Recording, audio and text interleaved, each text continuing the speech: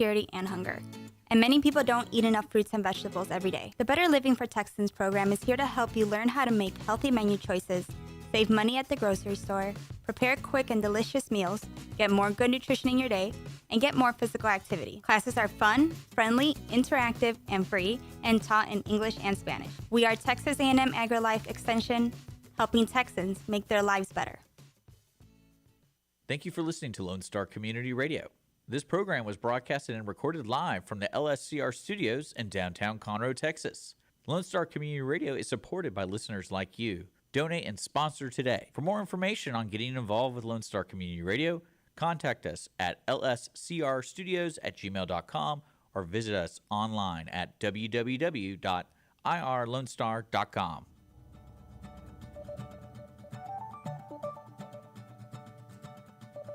Good morning, ladies and gentlemen.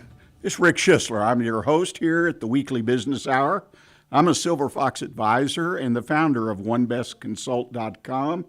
And I think we put together a show for you today that you really, really will enjoy. In fact, I encourage you later in the week when the recordings are available, video, audio, podcast, I encourage you to go back and perhaps listen to something that might be of real interest to you. And if you have an opportunity, share it with someone who's in business. We're always grateful for new listeners, and we're a community, and we absolutely extend an invitation to you to join our community and become part of this program. And I'll talk about that a little bit later.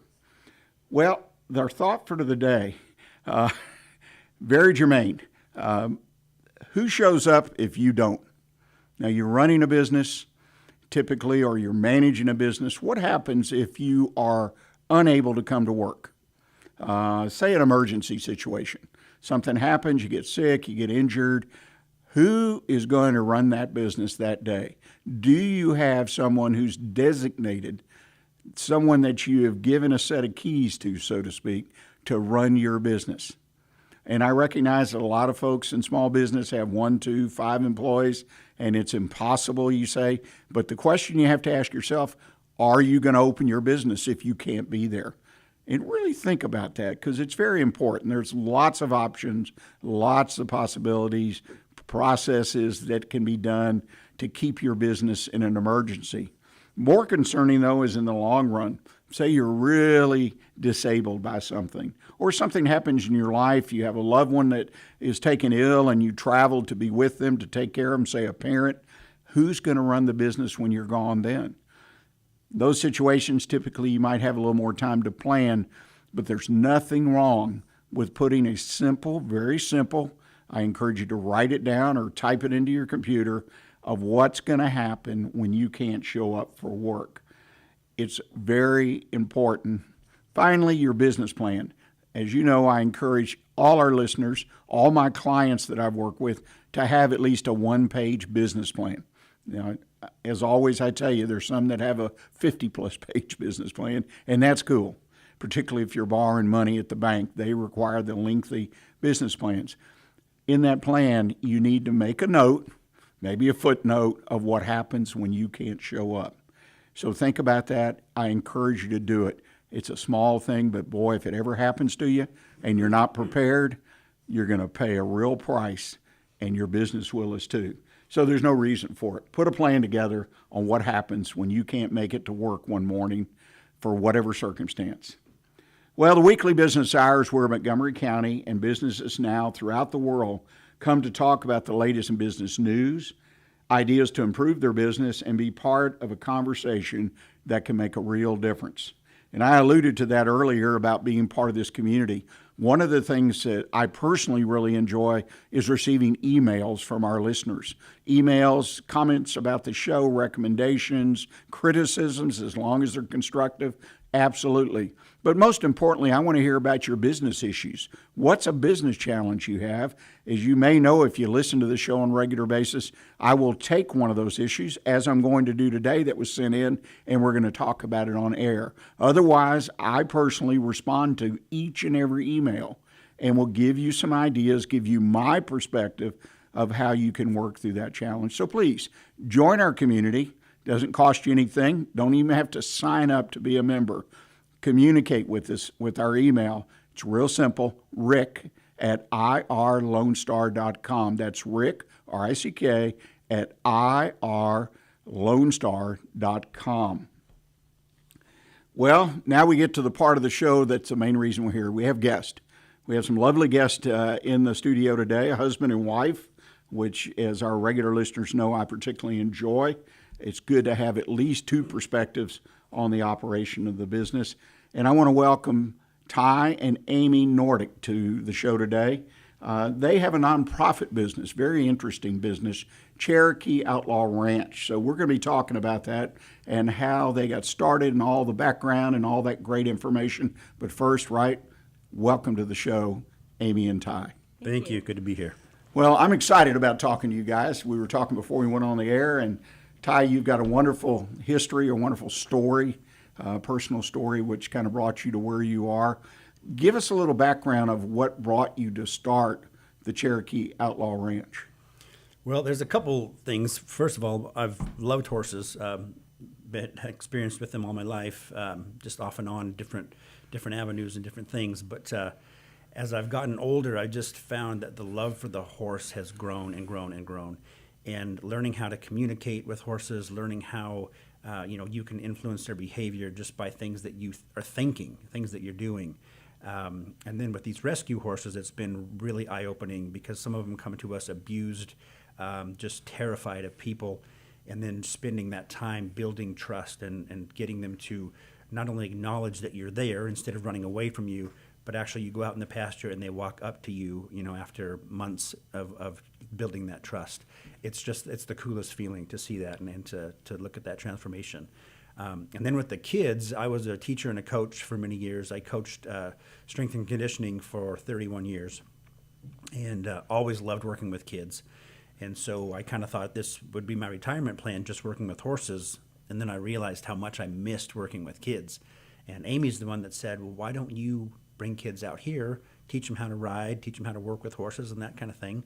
And one of the first people that we had was a little girl that would just really high anxiety levels, terrified not only of horses but of people, and just didn't want to be around anybody but the mother. And so she was out there for an hour, and she was running around with our pony, and the mom just was in tears. She goes, I haven't seen this. She hasn't acted like this before. And so we started thinking, how can we reach kids that have maybe had some negative experiences in their life, and then we found some that have gone through abuse, have been neglected. And we partnered with H-Town Dream Center, which is another nonprofit, and they're wonderful, wonderful organization. And so they go into battered women's shelters, and they take out the mom and the kids and put them in a home and kind of give them job training, some education, and that kind of stuff, and just get them out of that environment. And so they bring those kids and moms out to our place and just give them a positive experience on the horses. And it's been wonderful. It's not necessarily what we planned from the get-go, but we're really thankful that it's worked out this way. Yeah, it's amazing what what people and animals can connect. As I mentioned to you before we went on the air, that I'm amazed. I mean, I follow a couple of people on Facebook, and I'm not a big Facebooker, but I love to watch the stories and watch the connection between different kinds of animals, but particularly horses, the rescue. Most of us, I don't think, realize what a strong connection there is. Well, Amy, what brought you to the ranch? Well, he forgot a big piece of this whole story, Of course. Of course. So I was actually in a horse accident. I was involved, and we were out riding one day, and we were just on the dirt roads, and here came a big truck, and that just scared my horse and took off. It was running full speed. I couldn't stop her. And what they call emergency brake, where you reach around the head and you grab them and you turn their head really fast. I had to do that because we were heading for a highway. And I did that, and I flew off of her. I hit a tree, broke my back in 3 places, had a concussion. It was just crazy. But it was through my physical therapist that actually was like, you guys need to turn your place into a therapy ranch. And that's what got us looking into it. What is a equine therapy ranch? What does that consist of? And it was amazing to see the need that's out there in the community. And so that's what kind of started the whole thing. And then I said, we've got to connect these horses with kids, and you've got to do what you're passionate about. So that's how we started. So you started from what could have been a real disaster. That Yes. is, Yeah. that's commendable. Yeah. That was scary. I mean, that was flight for life and everything. Yeah. Well, believe it or not, that happened. The same thing happened to me. Oh, okay. Except the horse, when I turned it, stopped like that, Oh, flew good. over the head down an earthen dam. But I was a kid and I bounced. Yeah. And that was one of the reasons, Ty, I didn't want to have anything to do with horses. Yeah. That and the cleaning the stalls, which was always left to me. But Yeah. so that's a wonderful story. And like I said, that's commendable that you were able to get through your potential tragedy, if you will, and pain and suffering, and turn it into something really, really positive. Well, and just the fear that I had after that, you know, you can see it in several people that come out to meet the horses. There's just fear. They don't know what to think. They don't know how to act. And so I can help them through that a little bit. I completely understand. Yeah. No, you absolutely. You empathize with them. I'm sure you've got it. Well, Ty, what is the mission of the Cherokee Outlaw Ranch? What is your mission? Well, really, the biggest part of it is healing horses that have suffered, and whether it's been through neglect or abuse or whatever. And some have been completely abandoned that we have. And then also turning that same kind of experience with children, kids that have suffered, whether it be abuse or neglect or whatever. So they can come out and they can have that similar story that we can share with them and say, look at the scars on this horse. When it was younger, it was abused, it was treated really poorly. And now this horse is thriving, it's flourishing, it's happy, with these other horses just living a great life. And so just because something happens when you're younger, it doesn't have to affect your entire life and make things bad. So, just sharing that positive message that there's hope, there's healing, and there's things to look forward to. And sometimes it is depressing, sometimes you do get down, but just remembering the positive things to look forward to, that there's great things ahead. So if I'm to understand what you said earlier, the main source for you to find people, in this case children, to help, is through another nonprofit. Do you have a source, or how do any other people, adults or anyone else, get connected with what you're doing? Well, the Chamber has been really good for that. So we got connected just last month with the, and I'm not going to remember the poor lady's name, but the Angel. Angels Loft, or Yeah, Angels Reach is Angels the, Reach. is the- Yep. And then the Love Heals Youth. Yes. That we met with. And so connecting with those kind of places that are already out there and established, looking for an avenue to take their people to, looking for something positive that they can bring their people out to. So the Chamber's been tremendous in that regard. And then we've also come in contact with a couple of boys and girls clubs that have reached out to us. And I think that's just kind of a word of mouth thing. We didn't really, seek that out. But I think the word of mouth is getting better and better, and more people are becoming aware of what we do. And so we're getting a little bit more traction that way. Yeah, but I feel like, too, Ty does a lot of social media. Too He's much. on Facebook and Instagram, and I think that can reach people that are outside of maybe even these groups. So we've had several people reach out to us that teenagers that need some a motivation or something that's going to give them some self-esteem.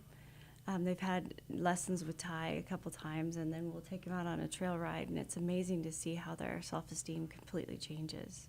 So I think that's another avenue as well. Absolutely. And we're just starting to work with the foster system, and some of these kids age out of the foster program, and they've got nowhere to go. So they've got a pretty dire circumstance staring them right in the face. So just come out and get your mind off of things maybe for a little while and do something positive. And of course, that's the main mission of Angels Reach. Right. So you've got to, they are amazing, do amazing work. Right. Give people a chance, young people a chance to make that true step into their own lives. So it's fantastic. Not to get off point here, but your organization and you, Ty, are part of a chamber organization that I'm involved in, our nonprofit roundtable, and that's where Angel Reach is a member. You may know, we have two groups, which, by the way, we're going to start meeting as one group for a while. Oh, good. And reform. But there are people in that group. That's what they do. It sort of networks. It's, and you say, well, I need this, or somebody got this. So not only ideas to help you meet your challenges, but also potential clients or plug-ins. So there's several people in that group. We also have another horse therapy group in there, Henry's Horse Sanctuary, Oh, yeah. and Donna Stedman. Do you know Donna? I've not met her, but I've heard of them. Well, she's phenomenal, what she's done and her commitment. I mean, she's just amazing. And they focus on veterans and PTSD and things. That's how they sort of evolved into that, Yeah. and helping hundreds of people. So anyway, someone, hopefully she'll be at a meeting, you'll be at a meeting, we can introduce you if nothing Yeah, else. perfect. Your vision. I mean, you started this, how long have you been there? Well, we applied 2 years ago in January. We got approved in May of last year for the 501c3. So really since then, so year and a half Right. is about all it's So what's been your going, vision so. over the next 3 to 5 years? Where do you hope to be? Well, we want to continue to grow with the community that we're reaching out to now, but we also do horseback riding lessons. We do trail rides. We do romantic evenings where you come out with your spouse and we do a trail ride, cook you dinner. So just anything for the community just to get out and experience just this Western lifestyle that's kind of been lost, which is really sad because in Texas it should never be lost. That's what Texas is. But it does get lost a little bit in the city. You get your 8 to 5 or your 9 to 5, and you just don't have time to get away from the busyness of life. And it's just a chance to come out. Nobody else is around. It's nice and quiet and peaceful, and you get to just be with the horses and hang out. So it's one of those things we want to expand a little bit more with that part of it, but also just finding more community people that we can reach out to. Like we talked about Gunny in that last one, where he has some people that come out that are wounded veterans, and they have what I think they call it just a mandatory fun day. And so, we want to come out and provide that. Just come out and enjoy an afternoon out with us, just having fun. That's So, fantastic. yeah. You mentioned Gunny, and that another phenomenal organization started by people because they had an experience and an amazing thing. A lot of great things happening, in my opinion, here in Montgomery County. Yeah. And the connection to you, again, people connecting. So if you're listening to this program, you're involved with a nonprofit or something, connect. Connect with these folks. There are other folks that have programs, and they're doing really good work. It's amazing to me. I came from the big city, and we had a lot of nonprofits, and I worked in nonprofits. I was on boards. I did all that, and they do great work, but they were huge, Yeah. right? And so these are smaller, and it's fantastic work you're doing. So Well, and sometimes we forget. We get so spoiled in the lifestyle that we get to live that we've had some kids out and they go, "I've never actually seen a real horse before," and you just are shocked. You're like, "Seriously?" People are out there that have never actually touched a horse or pet a horse or even seen one live. So to be able to provide that, just a new experience, something exciting for kids is fun. Well, and my vision is totally bigger than his. okay. Well, So- she's the one I want to talk to. Exactly, yeah. My true vision is that for people to be able to come out without charging them anything, I want it to be free to the public. I want it to be a sanctuary for people. Eventually it's a place where people can have events, birthday parties, get-togethers, those kinds of things, just because of the fact that we want to reach out to those families that haven't done things that are out in the country. So that's my vision too, and also providing like maybe a sanctuary for these groups that are coming out where they can actually do some maybe counseling where it's quiet and it's away from things. So that's, I want to put teepees out there and those kinds of fun things. Well, you've got a big vision. There's no doubt about it. But it's a great vision. Y'all are absolutely, in my opinion, on target and getting out. That's one of the reasons my wife and I, who are native Houstonians, moved out, at least in our latter years, and we have our grandchildren out and, just hang out, and we live on a little bit of acreage and so on and so forth. So, yeah, it's just getting back to it. And I grew up around that. My parents had a place out in the country, and they loved horses. And I got where I didn't care so much, but I was the worker. But that's okay. It taught me a lot. Well, we come to the end of our first segment today. We're going to take a commercial break, ladies and gentlemen. And when we come back, we're going to talk more with Ty and Amy about their nonprofit and their business model and what they're doing so that they continue to be able to do this into the very long, hopefully, great future. So please stay with us. We'll be right back with you.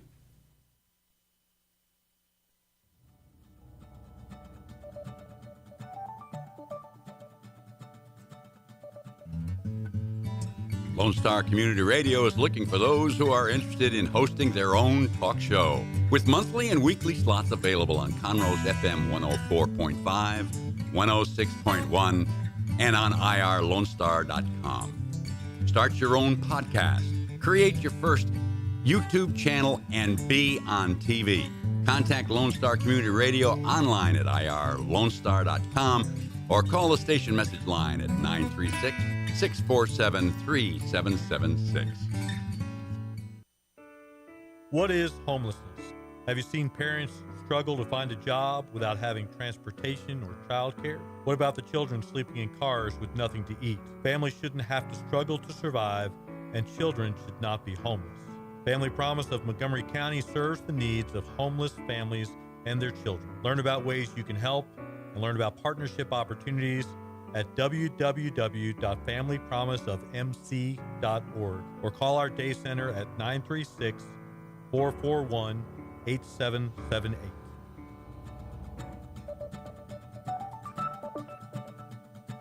Welcome back, ladies and gentlemen. You're listening to the Weekly Business Hour. I'm Rick Schisler, your host, and we have a couple wonderful guests in here today. In fact, a couple. Amy and Ty Nordic are here with the Cherokee Outlaw Ranch, and we're talking about equine therapy. They're a nonprofit, one of our nonprofit businesses here in Montgomery County, and we're going to talk a little bit about the business of offering equine therapy. Ty, it's got to be an expensive undertaking, taking care of horses. You rescue the horses, from what I understand, so that's a big deal. I assume there's not enough space for the horses that need to be rescued. That's my impression.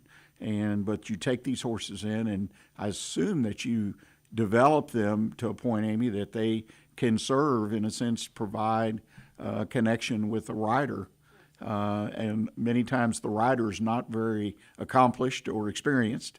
So I know that's a challenge too for the horse and the trainer who's with them. So tell us a little bit about the business.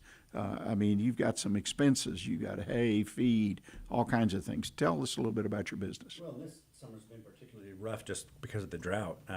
So we've already gone through our entire winter feed budget this summer because we don't usually have to be feeding at this point.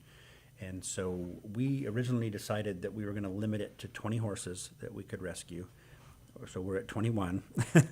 Yeah, Ty does not know how to say no. It's so hard to say no. You know, you get a call and you go out and you look at this horse and your heart just goes out to him and you're like, well, what's going to happen if I don't do something? So we're struggling with, how many can we actually take care of and make it good for the horse. You know, you don't want to get overcrowded and just get into a bad situation because then that's where they came from. You know, they don't get enough feed, they don't have enough space, they're not able to just live like they're supposed to live. So that's something that we're continuing to play with. But some of these horses come and they've got some serious health issues. We've had some that have been really disfigured and maimed through barbed wire experiences and stuff, and we can usually get them to where they're functional and they're not hurting and they can still provide a service with us. But the veterinary expenses are also are high when you have something like that. So yeah, there's always those kinds of things. And really, this year it's just been the extraordinary amount of feed expense that we didn't really expect. So that was one of the things. But like Amy said, our goal is to where we don't have to charge anyone for anything. These kids that come out, that come from bad situations anyway. And so then you say, hey, it's $75 an hour to do a lesson or $75 an hour to ride. Well, that's impossible for them. So we don't charge them. And so it's one of those things that we want to provide the service is free to as many people as we can. But, there comes a point where you're like, we can only do so much without some help. So that's why we're fundraising constantly, trying to spread the word, get the message out. And then people that can buy into the vision and share our passion for this, then they make donations and help us out. So we've been staying pretty close to making it, the most of the time. Sometimes we're a little short and sometimes we have a little extra, but for the most part we're doing okay. But as expenses grow and the programs grow, it's just going to take more and more. So it's one of those challenging things of the nonprofit world, I guess. Well, it's funny. It's been my experience that a lot of folks out there don't really understand that a nonprofit is a business. Yeah. And you've got expenses. and you have to raise revenue. And even though it's a donation, it's almost like, well, I give you a donation and it kind of goes into whatever. And, but to keep your doors open, you've got to have enough revenue to cover your expenses day in and day out. And that's what we try to do in our roundtable meetings, but also the general public, I don't think, has a real understanding of how important it is. You're running a business and you need their help. Yeah.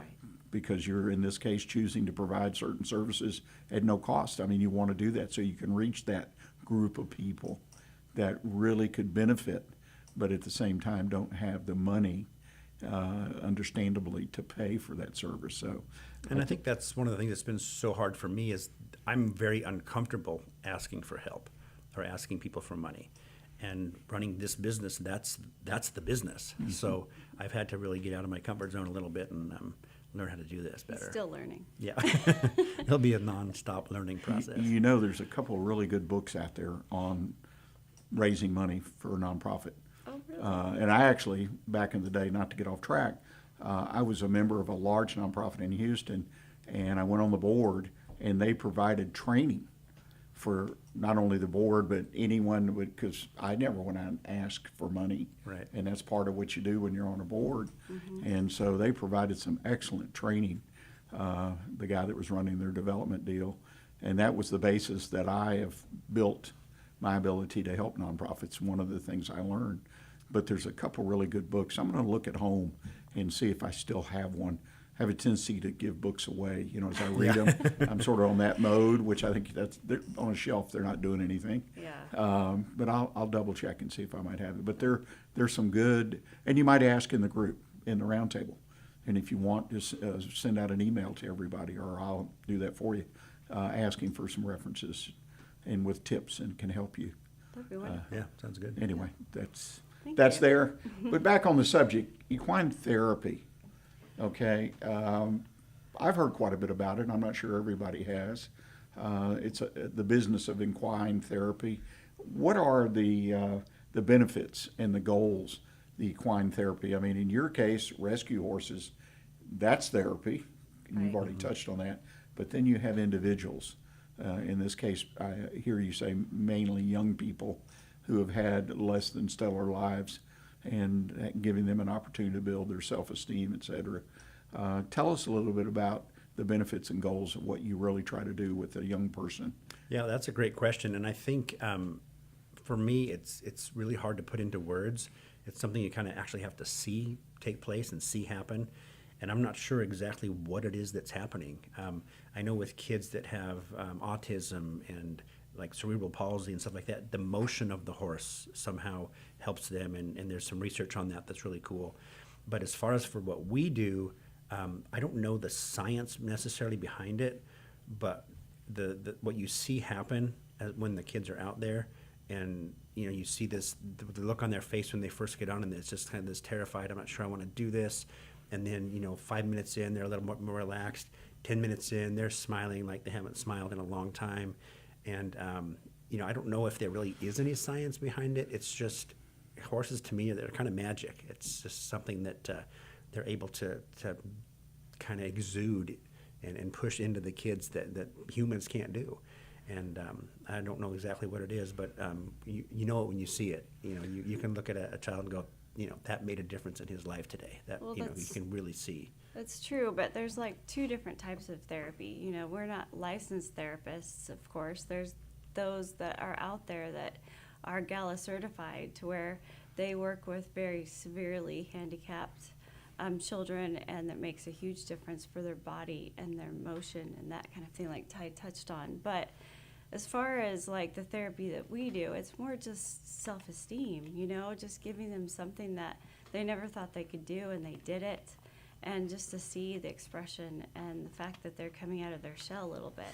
We had one little girl she was a high-functioning Asperger's child, and she would not make eye contact with you at all. And so we put her on the horse and talked to her about it. She didn't look like she was paying attention whatsoever. But by maybe 20 minutes in on the horse, she was looking at us, she was talking to us. It was just amazing to see the difference, and the mom was in tears. So that is what really grabbed our attention was seeing that for ourselves. So really, I feel like that's the therapy that we're doing, is just reaching out to kids and giving them some self-esteem.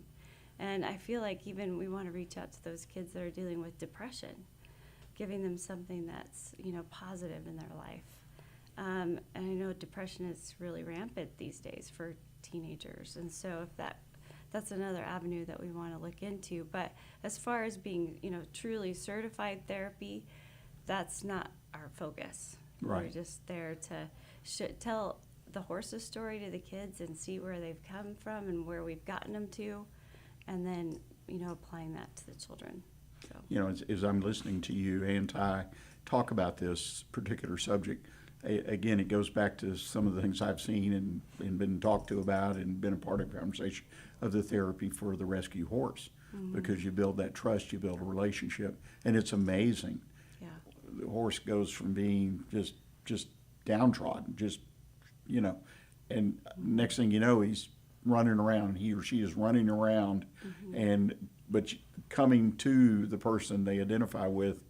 And I think in a broad sense, that's the same way with the child, with the teenager, whatever, that they get a bridge. You offer a bridge or fill in a missing blank that allows them to connect and hopefully learn what life really should be like. Right. And give them a chance, just like we talked about Angel Reach, those kids that age out of the system, and then helping them get across that bridge and giving them an opportunity. Well, I think when all you see in your little piece of the world is negativity, you tend to think the entire world's just negative, Right. Because that's what you know. So to get away from that and see something positive and feel something positive and experience something positive, it kind of just opens their eyes to a whole new world that's out there that they haven't had a chance to experience yet. So. Yeah, open the door and they can step through. Yeah. That's fantastic. Well, I have really enjoyed visiting with both of you this morning, learning more about the ranch and what you do.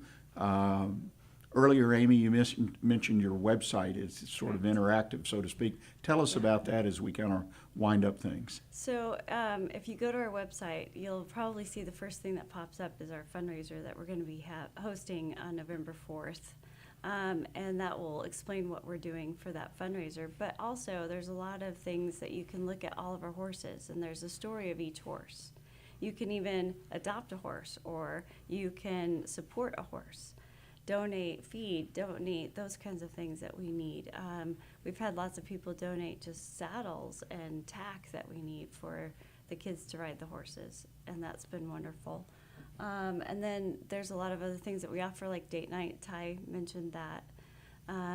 That's one way we can make some money to support the ranch and support what we're doing.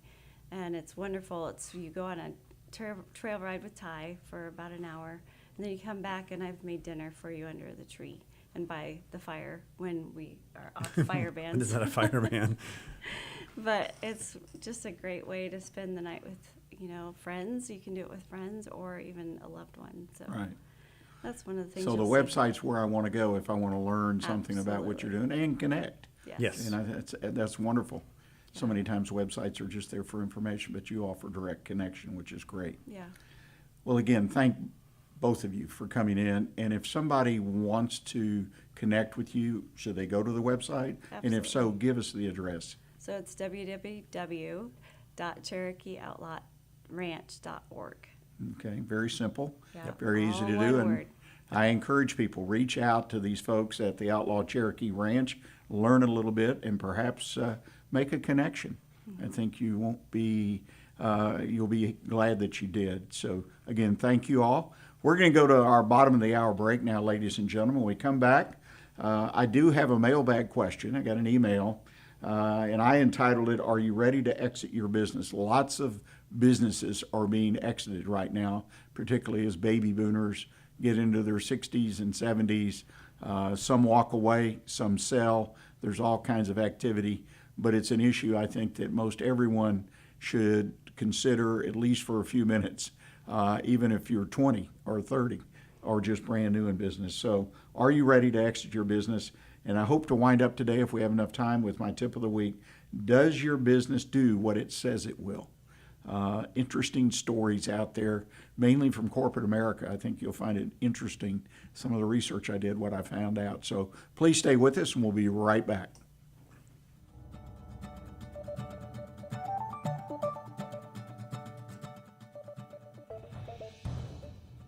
Lone Star Community Radio is looking for those who are interested in hosting their own talk show.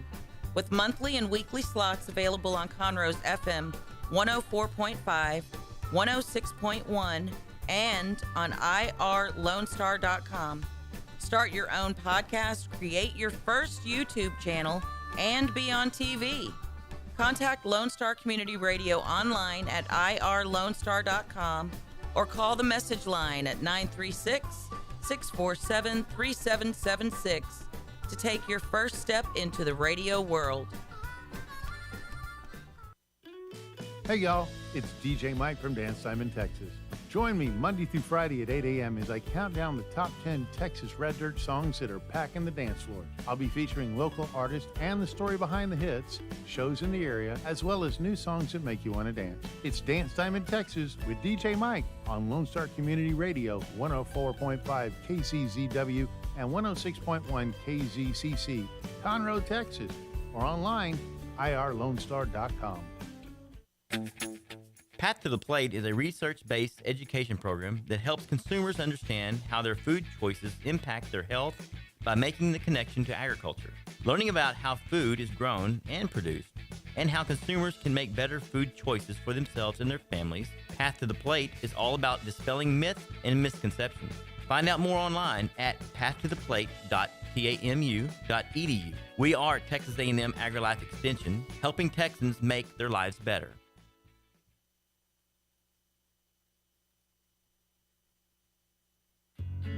Did you know there are more than 790 abused and neglected children currently in foster care in Montgomery County? Will you help make a difference? I'm Allie Stevens with Casa Child Advocates of Montgomery County. We train and support volunteers to be the voice of children in the foster care system.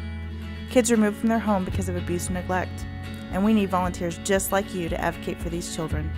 To learn more about becoming an advocate, please visit CasaSpeaksForKids.com. That's CasaSpeaksForKids.com. Don't miss Lone Star Community Radio on TV and YouTube. Our talk show and music shows are featured on Our City TV, Suddenlink Channel 12, and have their own YouTube channel. Make sure to subscribe to keep up with posted shows and comment on them below the video.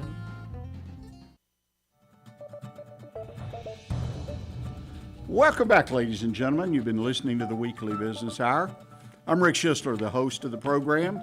I'm glad you've had time to join us today. I hope you enjoyed our visit with Ty and Amy Nordic. They are the founders of the Cherokee Outlaw Ranch and Equine Therapy Ranch here just north of Conroe, Texas.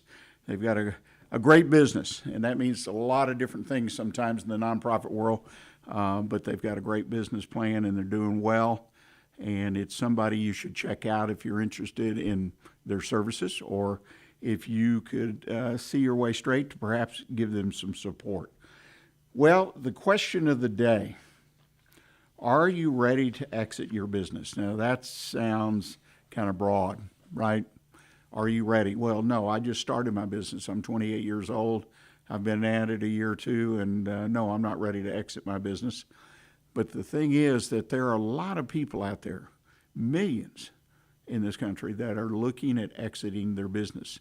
Some in the next few years, some next week, some a year from now. A lot of baby boomers who have been in business now for some time. They're in their 60s and some in the 70s, and it's just time for them to move on with the next chapter of their life. So they're ready to exit. There's several ways to exit your business. And I was in a conversation last week with an individual who owns a business, and we were looking at this. And some of this may be surprising to some of you. It was to me, but several different things or approaches you can take. First, unfortunately, too many people take this option. They just kind of ignore it. They know they need to exit, they want to retire, they want to go start another business, whatever the motivation is. but they just don't want to deal with exiting their current business. So they just ignore it. They do nothing, hoping that one day when they open the front door to open the business for the day, that a solution will present itself and they won't have to think about it, consider it, or do the hard work. And there is hard work typically involved in exiting one's business. And I encourage you, don't select option number one, ignore it. Option number two, wait and watch. Now, this is more the individual who recognizes that our economy right now is kind of up and down, around, doesn't seem to be any agreement whether we're in a recession, not in a recession. Where's inflation going? Interest rates are definitely ticking upwards. Have they, when are they going to tick downwards, which will make everybody more open to buying a business? There's no real good answer, but it may be a time to select option number two, and that is just to watch and wait. If you're going to do this, and you do want to exit your business in the next year, 2, 3 years, or longer even, set some benchmarks. And what I'm saying is set some benchmarks like interest rates. If your biggest concern is interest rates are too high, then pick an interest rate you think would potentially maximize the price that you could get for your business. Okay? Because at higher interest rates, there's no arguing. There are people sitting on the sidelines, the buyers. There are still some buyers, but there are a lot of buyers potentially that are just out there and are not going to make a move because they don't want to pay the interest rate to borrow the funds they need to buy your business. So you wait and watch, but set some benchmarks. Interest rate, your revenue, the number of employees you have someone to take your place to run the business, because a lot of times people don't want to buy a business that doesn't have a management team, or an individual, at least in a very small business, in place that can run the business. Perhaps they're not going to work in the business, the buyer. Maybe they're going to work in it, but they need someone that they can depend on, that will be their number two.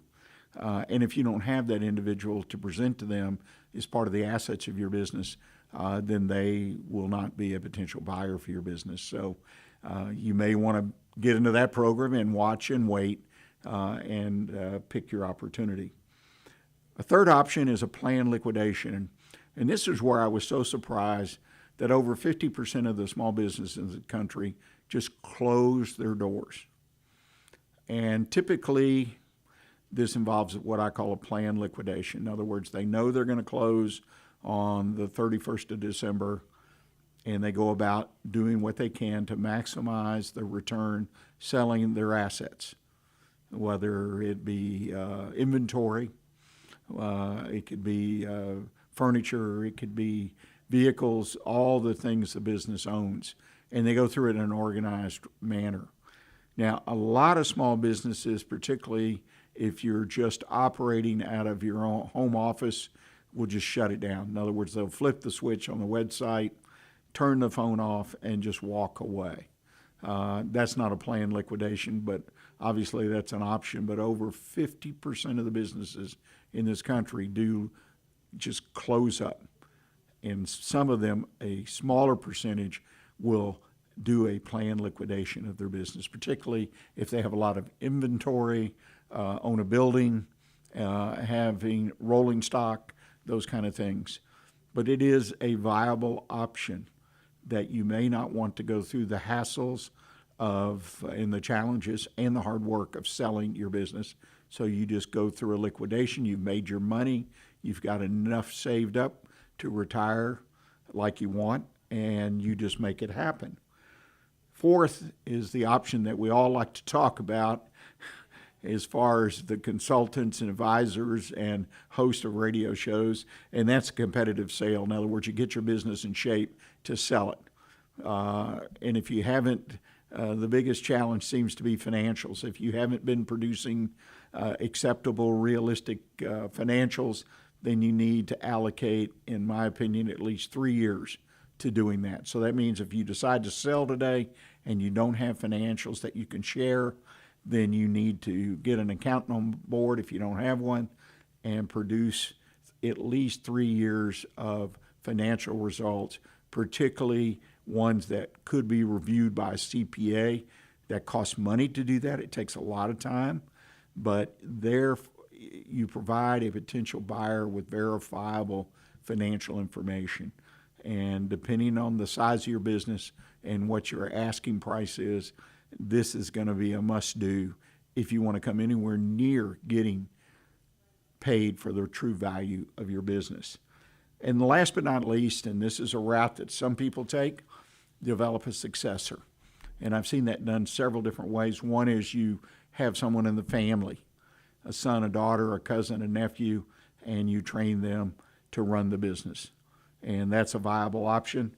You also can train someone else and say, look, if you will do this over the next year, 2 years, here are our goals, here are our targets. If you can meet or exceed these, then I will turn around and I will sell you the business and even agree on a price and terms.